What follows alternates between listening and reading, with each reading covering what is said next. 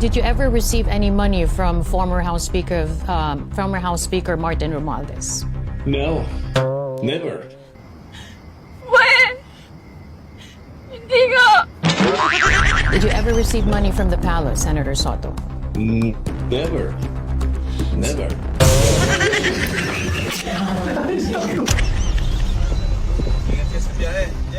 Apo sir, kayo din po sir, ingat po kayo sir, maulan ngayon sir.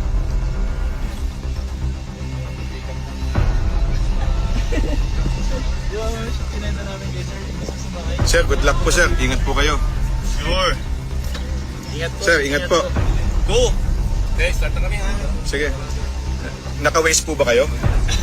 Hindi. No ways. No waste, oy. RJ. Go. Kita mo, obvious na talaga. Nakasenyas sila ng approve sa video nila. Nakasenyas din sila ng approve sa picture nila. Kaya pala nung naging chairman si Ping Lacson, anak ng buhaya, wala tayong napala. Uy, dili pa rin na tayo.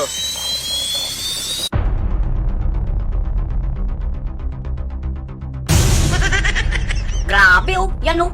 Talagang nagkakarga talaga ng sangkatutak ng mga maleta oh. Para yan sa mga mga maleta boys oh. Kitang-kita mo talagang dami oh. 8 kay Erwin Tulfo, 5 kay Tito Soto. Pagka ganyan yung namumuno, talagang kawawa talaga yung Pilipinas oh. Kaya pala nag-lockdown sa Senado. Ito pa oh, kitang-kita oh, yan oh, sinasakay yung maleta sa sasakyan oh. Obvious talaga oh. Obvious na. Alam na ng taong bayan ano nangyari. Obvious, alam na namin talaga. Wala ka kamo sa posisyon nun, tapos tumanggap ka ng pera, di ginamit mo sa kampanya. 8 maleta kay Erwin Tulfo, tapos sa'yo 5 maleta. Tapos sasabihin nyo yung laman ng maleta, mangga. Sa kaing nilalagay yung mangga, hindi sa maleta.